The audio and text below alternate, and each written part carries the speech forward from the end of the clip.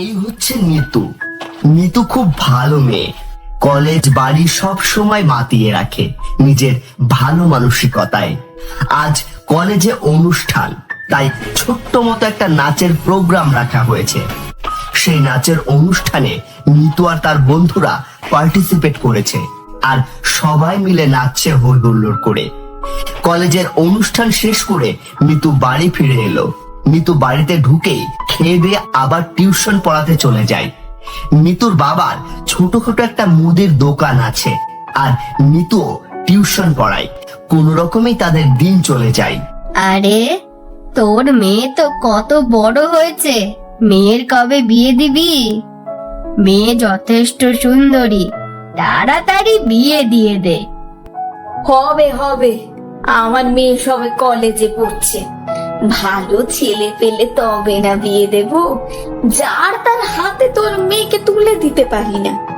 আরে, আমারই তো ছেলে আছে, যথেষ্ট শিক্ষিত, নিজের ব্যবসা, মাস গেলে অনেক টাকা ইনকাম। তোর মেয়েকে আমার ঘরের বউ করব। পরের দিন সকালে তাহলে বল, আমাদের ভালোই হলো, দুই বান্ধবীর পরিবার এক হয়ে গেল। হ্যাঁ হ্যাঁ, পাকা কথা ঠিক হয়ে রইলো। বিয়ের দিনও ঠিক, দুই পরিবার খুব হাসি খুশি। আচ্ছা, এবার মিষ্টি মুখ করো সকলে। বাবা রমেশ, আমার মেয়েকে পছন্দ হয়েছে তো? হ্যাঁ হ্যাঁ, একদম। আমি কিন্তু বিয়ের পরও পড়ালেখাটা চালিয়ে যেতে চাই, টিউশনটাও চালিয়ে যেতে চাই। হ্যাঁ হ্যাঁ, একদম একদম, তুমি সব করতে পারবে।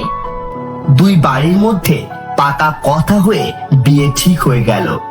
বিয়ের দিনও এগিয়ে এলো। বিয়ের মণ্ডপে বিয়ে হচ্ছে, চারিদিক থেকে সবাই ফুল দিয়ে বরবধূকে আশীর্বাদ করছে। পরের দিন সকালবেলা বৌমা, ও বৌমা, পড়ে পড়ে আর কতক্ষণ ঘুমাবে? সকাল তো হয়ে গেল, রান্না বান্না করতে হবে তো নাকি? তারপরে তো খাওয়া দাওয়া হবে। যাচ্ছি মা। মা প্রথম দিন থেকেই কাজ করতে বলেছে। আমি কি বৌমা নিয়ে এসেছি আমি রান্না করব বলে? শাশুড়ি মায়ের কথা শুনে নিতু কষ্ট পায়, কিন্তু রান্না করে চলে যায়। সকলের জন্য পছন্দ মতো রান্না করে।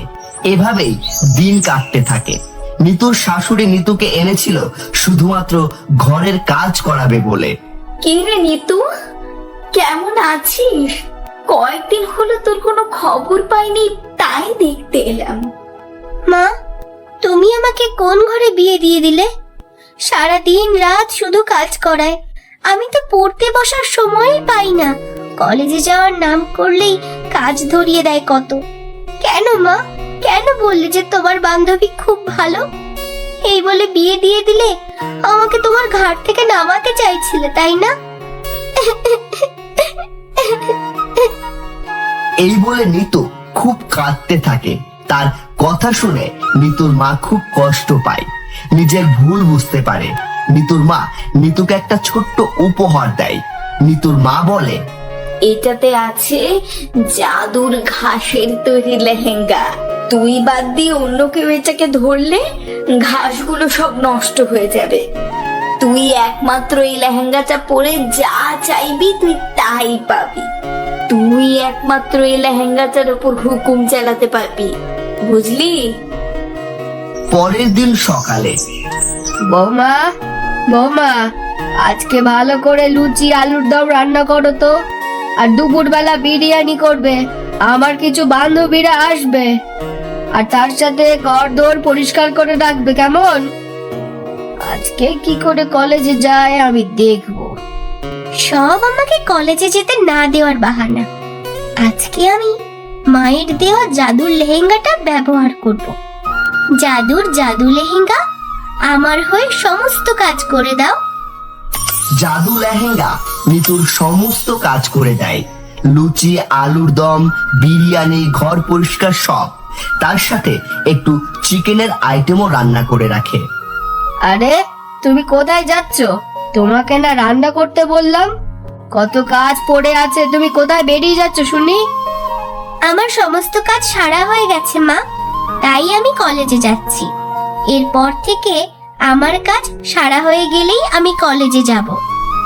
মা যেতে দাও না, সে তো ঘরের সমস্ত কাজ করে দিয়েছে, তুমি আর ওর পেছনে এত লেগো না। ঠিক আছে যাও, তাড়াতাড়ি চলে এসো, এসে রাতে রান্না করতে হবে। অনেকদিন পর নিতুর কলেজে গিয়ে খুব ভালো লাগে। কলেজ শেষ করে দেখে রমেশ তার জন্য গাড়ি নিয়ে অপেক্ষা করছে। রমেশ বলে, আরে আমার মা একটু ওরকম, কিছু মনে করো না, চলো আমরা আজকে একটু ঘুরতে যাই, রাত করে বাড়ি ফিরবো, তারপর মায়ের জন্য খাবার নিয়ে চলে যাব।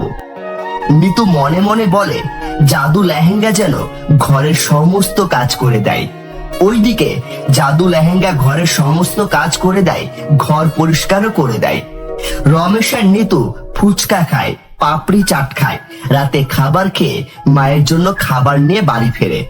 বাড়ি ফিরে দেখে মা সিঁড়ির নিচে পড়ে আছে। সঙ্গে সঙ্গে তাকে হাসপাতালে ভর্তি করা হয়। ওনার প্রেশারটা ফল্ট করে গেছিল, তাই মাথা ঘুরে পড়ে গেছে, এখন ভালো আছেন। বাড়ি নিয়ে যান, কয়েকদিন ভালো করে সেবা করুন, দেখবেন আবার ঠিক হয়ে গেছে। নিতু মায়ের কষ্ট দেখে কান্নায় ভেঙে পড়ে মায়ের সামনে। এরপর থেকে নিতু সারাদিন মায়ের সেবা করতে থাকে আর জাদুর লেহেঙ্গাকে ঘরের সমস্ত কাজ করে দিতে বলে। কলেজও যায়, তখন জাদুর লেহেঙ্গা মায়ের সেবা করে।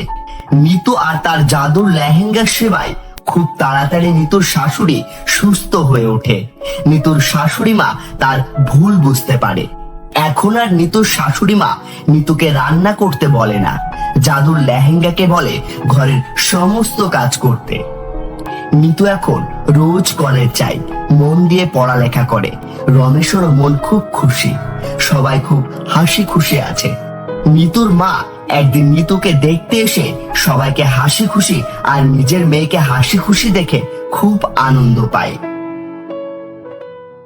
আপনারা মেয়েটাকে দেখছেন, এ হচ্ছে রেশমি। রেশমি খুব ভালো নাচে। কলেজের যে কোনো ফাংশনে রেশমিকে নাচতেই হবে, এছাড়া তো কম্পিটিশন আছেই, আর সেখানে সে পুরস্কার পাবেই। আজকের কম্পিটিশনেও রেশমি ফার্স্ট হয়েছে, এই জন্য রেশমিকে পুরস্কার তুলে দেওয়া হচ্ছে। তা দেখে রেশমির কিছু বন্ধু বলে, ভালো লাগে না, এই রেশমি প্রত্যেকটা কম্পিটিশনেই নাচবে আর ফার্স্ট প্রাইজ পেয়ে যাবে। আমাদের নাচ তো কেউ পছন্দই করে না, আমরা কি খারাপ নাচি বল? সত্যি কথা বলতে রেশমি কিন্তু খুব ভালো নাচে। আমরা খারাপ নাচি না, কিন্তু আমাদের থেকে সব থেকে ভালো নাচে হচ্ছে রেশমি। কি করব বল, যতদিন রেশমি কম্পিটিশনে অংশগ্রহণ করবে রেশমি ভালো প্রাইজ পাবে। এরকমটা হতে দেওয়া যাবে না। রেশমিকে কলেজের স্যারেরা ফার্স্ট প্রাইজ তুলে দেয় আর সেই প্রাইজ নিয়ে আনন্দের সাথে সে বাড়িতে আসে। বাড়িতে তার বৃদ্ধ বাবা মা রেশমির হাতে ফার্স্ট প্রাইজ দেখে খুব আনন্দিত হয় আর রেশমি তাদের বলে, বাবা মা আমাকে আশীর্বাদ করো যাতে আমি খুব ভালো করে নাচতে পারি। আমি নাচের শিক্ষিকা হতে চাই। আমি চাই আমার নাচ সবাই দেখুক। নাচকে কেন্দ্র করেই আমি নর্তকী শিল্পী হতে চাই বাবা। আমি চাই মা তুমি খুব বড় শিল্পী হও। আমি দুহাত ভরে তোমাকে আশীর্বাদ করলাম। আমি জানতাম রেশমি তুমি নাচের কম্পিটিশনে ফার্স্ট হবে, তাই তোমার জন্য তোমার প্রিয় বিরিয়ানি আজ রান্না করে রেখেছি। আসো আমরা একসাথে বসে এবার খেয়ে নিই। একদিন রেশমি আর রেশমির মা বাজারে গেছিল। বাজারের কিছু মহিলা রেশমিকে দেখে বলছিল, মেয়ের তো যথেষ্ট বয়স হয়েছে, বুড়ি ধিঙ্গি একটা মেয়ে তাকে স্টেজে এরকম করে নাচাচ্ছে, বিয়ে হবে কখনো মেয়েটার? মেয়েকে কেউ বিয়েই করবে না, সবাই নাচনেওয়ালি বলবে। এই বলে মহিলারা হাসতে থাকে। রেশমি কথাগুলো শুনে কান্নায় ভেঙে পড়ে। আমার মেয়ে, আমি বুঝবো দিদি, আপনাদের না ভাবলেও চলবে যে আমার মেয়ের বিয়ে হবে কি হবে না সেটা আমাদের ব্যাপার। যখন আমার মেয়ে বড় নর্তকী শিল্পী হবে তখন দেখবেন ছেলেদের লাইন পড়ে যাবে আর আপনাদের মুখও নিচু হয়ে যাবে। আমরা গর্ব করে বলতে পারি আমার মেয়ে এত সুন্দর নাচে যে সব জায়গাতেই ফার্স্ট হয়। আপনাদের মেয়েরা কি করে? যাবেন আমার বাড়িতে, দেখে আসবেন কত প্রাইজ আছে ওর। কিছুদিন পর রেশমি রাস্তা দিয়ে যেতে যেতে একটা ছোট লাঠি দেখতে পায়। সেটা সে গুছিয়ে রাখে। একটা সুন্দর ডানাওয়ালা পরী রাস্তায় বসে কাঁদছিল। পরীটাকে কাঁদতে দেখে রেশমি বলল, পরী, তুমি কাঁদছো কেন? আমার জাদু দণ্ডটা হারিয়ে গেছে। ওই দণ্ডটা কোনো খারাপ লোকের হাতে পড়লে সর্বনাশ হয়ে যাবে। আমি অনেকক্ষণ থেকে খুঁজে পাচ্ছি না। দেখো তো পরী, এই দণ্ডটা নাকি? হ্যাঁ হ্যাঁ, এই দণ্ডটাই তো। তোমাকে অসংখ্য ধন্যবাদ। বলো তুমি কি চাও, তোমাকে আমি তাই দেব। আমার কাছে এখন সব আছে। আমার যখন কিছু দরকার পড়বে তোমাকে আমি ডাকবো। তোমার মন খুব ভালো। তোমার যে কোনো প্রয়োজনে আমাকে ডেকো বন্ধু, আমি তোমাকে সাহায্য করার জন্য উপস্থিত হব। দেখলি তো, এবারেও কম্পিটিশনে ফার্স্ট হয়ে গেল। এবারে তো টাকা পুরস্কার পেয়েছে আর গোল্ড মেডেলও। এভাবে চলতে দেওয়া যায় না, কিছু একটা আমাকে করতেই হবে। রেশমি একদিন রাস্তা দিয়ে হেঁটে হেঁটে যাচ্ছিল। পেছন দিক থেকে তাকে একটা গাড়ি এসে ধাক্কা মারে আর তাকে হসপিটালে ভর্তি করা হয়। ওখানে রেশমির বাবা মা আর ডাক্তার উপস্থিত ছিল। আপনাদের মেয়ের একটা পা বাদ দিতে হবে। অ্যাক্সিডেন্টে একটা পা অনেকটা খারাপ ও ক্ষতিগ্রস্ত হয়েছে। এই কথা শুনে রেশমি কান্নায় ভেঙে পড়ে আর তার বাবা মাও কাঁদতে থাকে। ডাক্তারকে ডেকে রেশমি বারবার বারণ করতে থাকে পা না কাটার জন্য। কাঁদবেন না, আপনারা একদম কাঁদবেন না। জানি এটা খুব খারাপ খবর, কিন্তু পাটা যদি বাদ না দেওয়া হয় তাহলে পাটার অবস্থা আরো খারাপ হয়ে যাবে। তখন আরো বিষক্রিয়া হয়ে যাবে। ওখান থেকে ক্যান্সার হয়ে মেয়ে মারাও যেতে পারে। তাছাড়া একটা নকল পা লাগিয়ে নেবেন, তাহলে হাঁটতে চলতে খুব একটা অসুবিধে হবে না। না না ডাক্তার বাবু, আমি চাই আমার মেয়ে বেঁচে থাকুক। আপনি পাটাই কেটে দিন, আমার মেয়ে তো বেঁচে থাকবে। সেদিন রাত্রিবেলা রেশমি, কাঁদছো কেন? বন্ধু, আমাকে বলো তোমার কি সমস্যা। আমি তোমাকে সব রকম সাহায্য করব। অ্যাক্সিডেন্টের ফলে আমার পা কাটা পড়েছে, আমি আর নাচতে পারবো না।